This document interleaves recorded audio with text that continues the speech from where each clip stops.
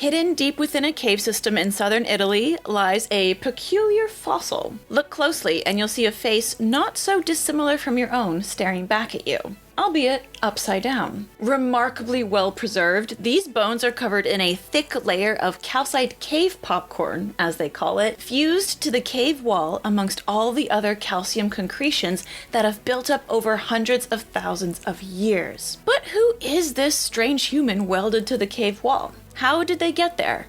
And what can studying this strange phenomena reveal about the history of our species? This is the story of the Altamura Man.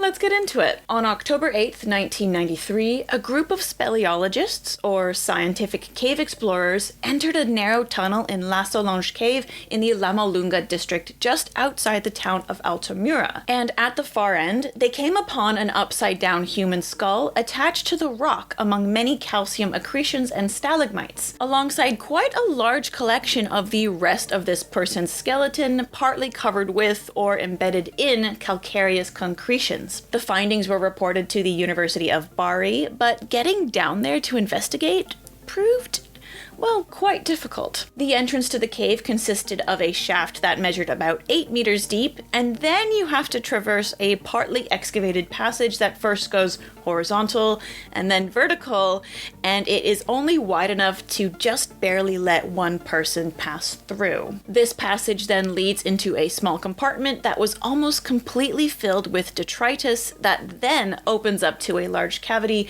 with others branching out from it. Are you following, or have you already gotten lost in the cave system? One of these passageways, that measures about 60 meters long, led to the tunnel that contained these mysteriously magical human bones. I don't know about you, but I would not be going down there. You could not pay me to do that. I have seen the descent. When you first look at these bones, they almost give off an appearance of coral, like they belong somewhere underwater instead of deep in a cave. And I find it quite poetic how nature has both absorbed and accommodated these bones in a way that made them identifiable in the first place. You can see that the cranium or skull is located just below a stalactitic formation, and just before touching the cranium, it actually splits in two, creating this little window frame around the skull. This means that there are areas on the cranium that are partially free of all of that calcareous concretion, but it is also quite good fortune that it split, for if it grew over or through the skull,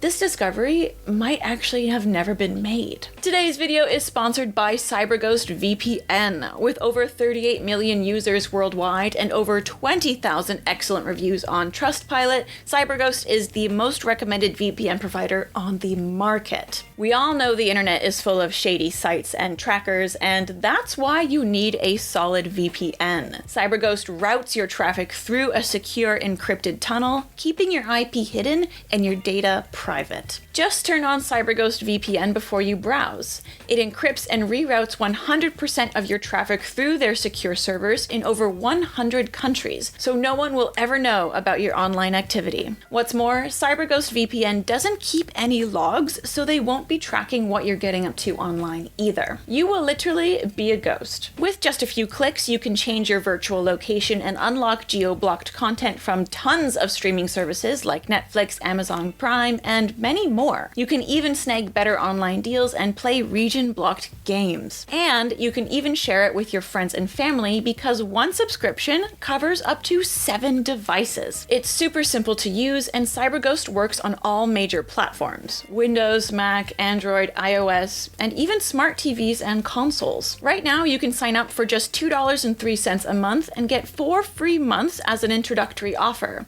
That is a whopping 84% off. There's a 45-day money-back guarantee, so you have nothing to lose, and 24/7 support. Grab your discount via the link in the description. Stay safe out there, my friends, and start protecting your digital life today. And now, back to this crazy discovery in Altamura. At first glance, it's easy to tell that this skull definitely belongs to an early human, but identifying which specific species of the Homo genus these remains belong to, that was a bit of a challenge. Many of the bones are unidentifiable due to the amount of concretions obscuring them, and removing any of them from the cave wall posed a great risk for their preservation. These fossils have literally become one with the cave. They're now part of the furniture of this prehistoric hole in the crust of the Earth. And thus ensues over 20 years of research based mostly on documented on-site visual investigations. For a very long time, scholars were hesitant to agree on how old these human remains were, or reach a consensus on the species that they belonged to. Nevertheless, the remains that have since been titled Altamura Man have remained as quite a popular specimen, due to the level of preservation and just how many bones we have left. It's very rare to find such a complete skeleton of an early human, even if it is encased in karst. Luckily, in 2015, our luck with finding out more about the Altamura Man changed. Thanks to new developments and science in DNA technology, researchers were able to remove a small fragment of his scapula that wasn't as encrusted as the rest, and they were able to determine that the Altamura Man was indeed a Neanderthal. And by dating pieces of calcite that were on the remains, we now know that he lived between 187,000 and 128,000 years ago. This is why it is so important to do as much non-destructive testing as possible, and to always leave enough of a sample for future research, because you never know what new leaps and bounds that science will take in the upcoming decades that could blow the whole case right open. Altamura Man is now one of the most complete Paleolithic skeletons ever to be discovered in Europe, and one of the oldest Neanderthal DNA samples that we possess. Altamura Man is so intact that even the fragile bones inside his nasal cavity are still present, and that has actually challenged everything we thought we knew about Neanderthal adaptation to the harsh climates of Ice Age Europe. You might have heard that Neanderthals had such large noses because we once suspected that they had specialized internal nasal features that would have helped to warm and humidify cold, dry air. These traits were described as autapomorphies, a single distinctive anatomical feature that is present in one group of organisms in a species,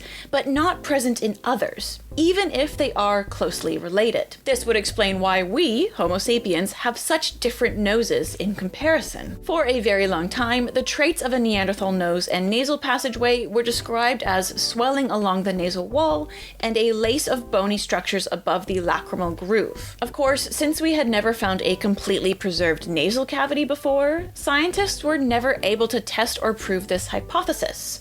But nevertheless, it became the prevailing theory and proliferated into mainstream media. But then enter Altamura Man with his perfectly preserved nose. Researchers took full advantage of this find, and with the skull still upside down and fused to the cave wall, they guided small cameras up the passageway to create a 3D scan of the entire cavity. This is called endoscopic imaging, and they found absolutely no trace of any specialized structures that were thought to make up a Neanderthal nose. Instead, they discovered that the inner cavity of a Neanderthal nose actually looks pretty similar to that of modern humans. They weren't specially adapted for cold climates at all. These findings completely challenge old assumptions and reshape how scientists now interpret Neanderthal facial evolution. We used to believe that their broad noses and prominent mid-faces were because of different breathing demands in extreme Ice Age environments. But now this new evidence suggests that this distinct shape came about simply due to a combination of various evolutionary pressures that could have happened for a plethora of reasons. What a lesson to learn. Even though we might look different on the outside, we're still the same inside. This discovery also helped us put to rest a rather frustrating paradox. You see, Neanderthal body proportions resemble modern human populations that are adapted to cold climates. All except their noses. A wide nasal opening is better for warm, humid conditions. Now, Altamura Man is just one specimen, so he could be an outlier, and maybe the Neanderthals did eventually develop something that was a little bit different, but that of course is going to be very hard to prove until we find yet another very well preserved Neanderthal skull. If this is the case though, now that we can see the inner workings of the nasal passage, we can see that the broad shape served as an efficient way to supply airflow to the massive energy demands and large bodies of the Neanderthals. So essentially, it could just be a more efficient nose shape for the size and, demands of an Ice Age body. What's more, the 3D digital model that was created from the endoscopic imaging allows scientists the opportunity to learn how ancient humans processed air, conserved heat, and met energy demands that life during the late Pleistocene period required. Essentially, the extraordinary preservation of Altamura Man is transforming the study of Neanderthal anatomy. Thanks so much for watching, everyone. If you liked that video, you know what to do. Smash the subscribe, smash the like button, and thanks again to CyberGhost VPN for sponsoring this video. Don't forget to click on the description link to get the special discount. It keeps your data safe while you browse and unlocks all blocked online content, all for just $2.03 a month. It's completely risk-free, so check it out today. And as always, stay dirty, my friends.